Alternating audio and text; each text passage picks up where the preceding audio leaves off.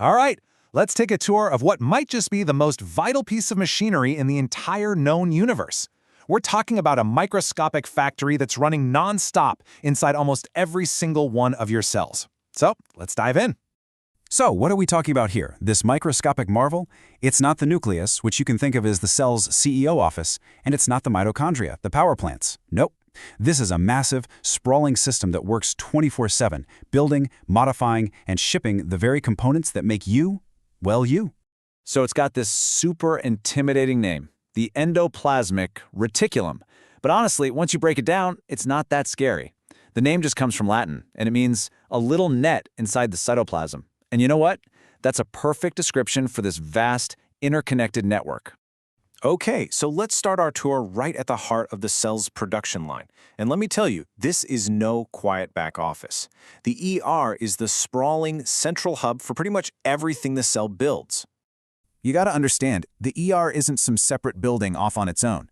It's this massive system of membranes that's directly connected. It's continuous with the outer layer of the nucleus. It's like having your main factory floor built right next to the CEO's office. That way, it gets those crucial genetic blueprints as quickly as possible.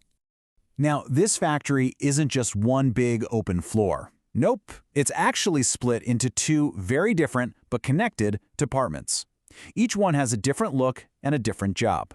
On one side, you have the rough ER, or RER, and on the other, the smooth ER, or SER. Let's start our tour with the rough ER. Okay, we're now stepping into the heavy industry section of our factory. This is the protein assembly line, where all the cell's most important products get built from the ground up. So why rough? Well, it literally gets its name from how it looks. If you were to zoom in, you'd see its surface is studded with millions of tiny molecular machines. These are called ribosomes. And they're not just for decoration, they are the actual assembly bots that read the genetic instructions and build the proteins. So how does this whole assembly line actually work? Well, it's a pretty neat three-step process. First, a ribosome carrying its instructions docks right onto the ER. Then, as it builds a new protein, it threads that protein chain directly into the ER's internal space, which is called the lumen. And it's inside the lumen that the real magic happens. That simple chain gets folded into a complex 3D shape, which is absolutely crucial for it to do its job correctly.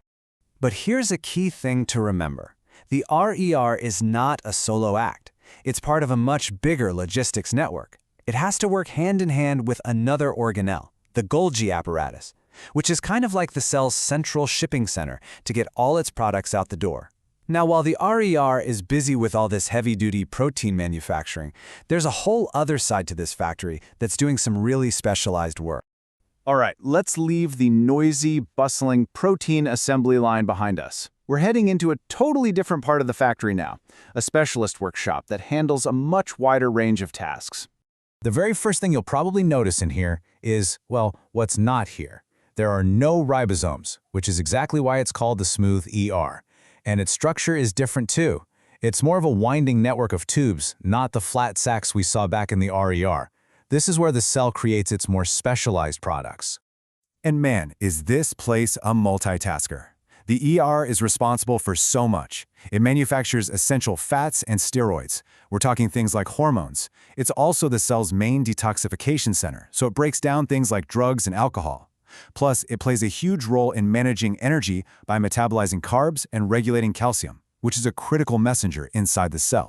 And if you want to see just how specialized the SAR can get, just look at your own muscle cells.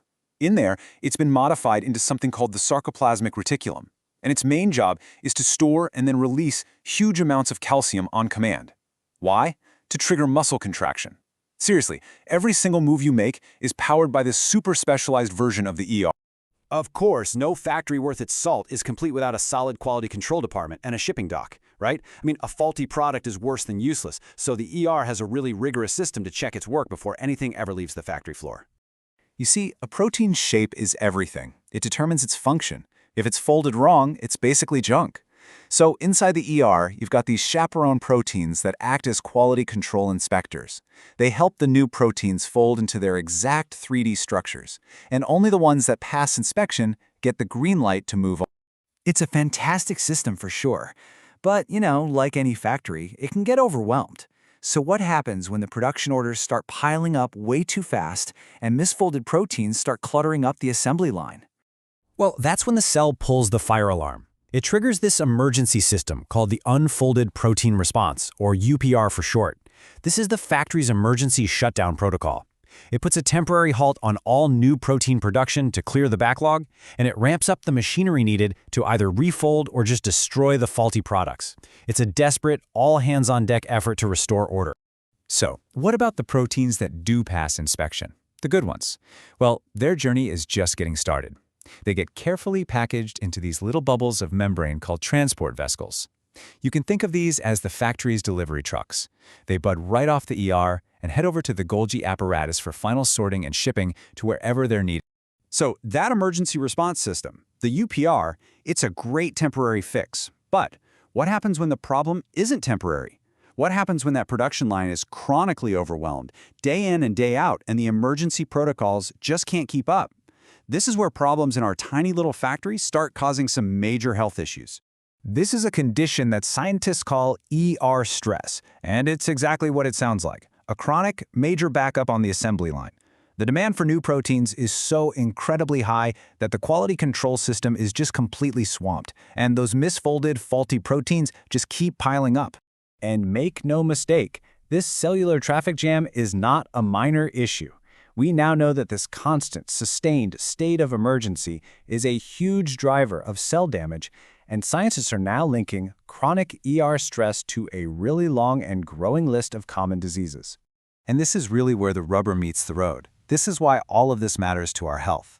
This sustained ER stress has been implicated in metabolic diseases like obesity and type 2 diabetes, inflammatory conditions like Crohn's disease, and even devastating neurodegenerative disorders like Alzheimer's.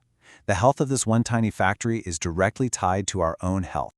All of this brings us to one final, really important question to think about.